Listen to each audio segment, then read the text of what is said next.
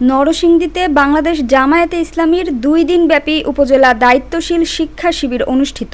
আব্দুল মাবুদ মোহাম্মদ ইউসুফের রিপোর্টে বিস্তারিত।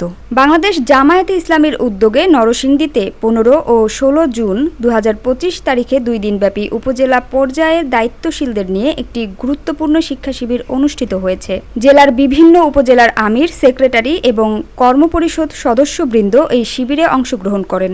দায়িত্বশীল এই বৈঠকে ইসলামী নেতৃত্ব গঠনের মৌলিক দিক, সাংগঠনিক দক্ষতা বৃদ্ধির কৌশল, দাওয়াতি কর্মকৌশল এবং সমসাময়িক জাতীয় ও আন্তর্জাতিক প্রেক্ষাপটে জামায়াতের করণীয় বিষয়ে বিস্তারিত আলোচনা ও প্রশিক্ষণ প্রদান করা হয়। শিবিরের প্রধান অতিথি হিসেবে উপস্থিত ছিলেন বাংলাদেশ জামায়াতে ইসলামীর কেন্দ্রীয় সহকারী সেক্রেটারি জেনারেল মাওলানা এটিএম মাসুদ। তিনি বলেন, জামায়াত একটি আদর্শিক দল যা কুরআন ও সুন্নাহর আলোকে সমাজ গঠনের লক্ষ্যে কাজ করে যাচ্ছে। দায়িত্বশীলদের উচিত আত্মশুদ্ধি, চিন্তাশীল ও বুদ্ধিবৃত্তিক উৎকর্ষের মাধ্যমে সমাজে আলোর পথ দেখানো।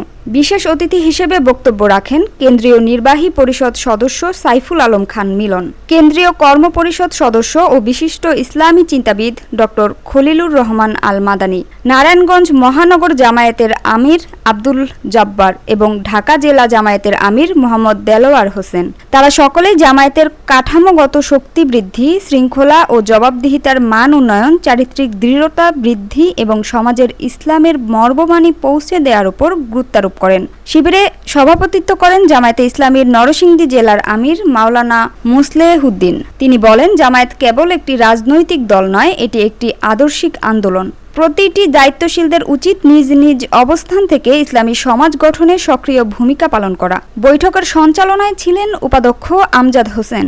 তিনি প্রশিক্ষণের বিভিন্ন সেশন সফলভাবে সম্পন্ন করতে গুরুত্বপূর্ণ ভূমিকা পালন করেন। শিবিরের জেলা সহকারী সেক্রেটারি মাওলানা জাহাঙ্গীর আলম, মকবুল হোসেন সহ জেলার সকল উপজেলার দায়িত্বশীল নেতৃবৃন্দ উপস্থিত ছিলেন। 2 দিনের এই সফল আয়োজন নরসিংদী জেলা জামায়াতের সাংগঠনিক সক্ষমতার একটি বাস্তব প্রমাণ এবং ভবিষ্যৎ অগ্রযাত্রার একটি মাইলফলক হিসেবে বিবেচিত হবে বলে মনে করেছেন আয়োজকবৃন্দ। পর্যন্ত যারাই ক্ষমতায় এসেছে, এদেশের মানুষের ভাগ্যের পরিবর্তনে তারা কোনো কাজ করেনি। যারাই ক্ষমতায় এসেছে তারা লুটপাট, অনিয়ম, রাজনীতিহীনতা, চক্রান্ত, ষড়যন্ত্র, দেশকে বিদেশের হাতে তুলে দেওয়ার অপরাজনীতি তারা করেছে, যার কারণে মানুষ তাদের প্রতি অত্যন্ত বিরক্ত।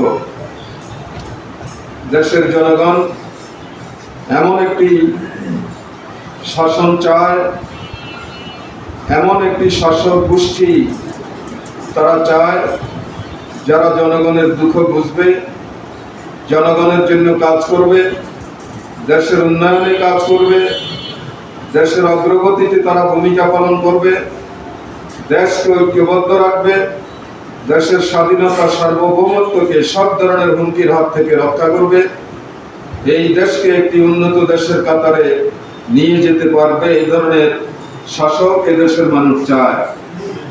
আমরা এটা অত্যন্ত কনফিডেন্সের সাথে বলতে চাই যে দেশকে এই ধরনের একটি পর্যায়ে যদি নিয়ে যেতে হয় তাহলে জামাত ইসলামী হচ্ছে এই জন্য উপযোগী সংগঠন। দেশ পরিচালনার জন্য যোগ্য লোক জামাত ইসলামীতে রয়েছে, আমানতদার লোক, বিশ্বস্ত লোক জামাত ইসলামীতে রয়েছে।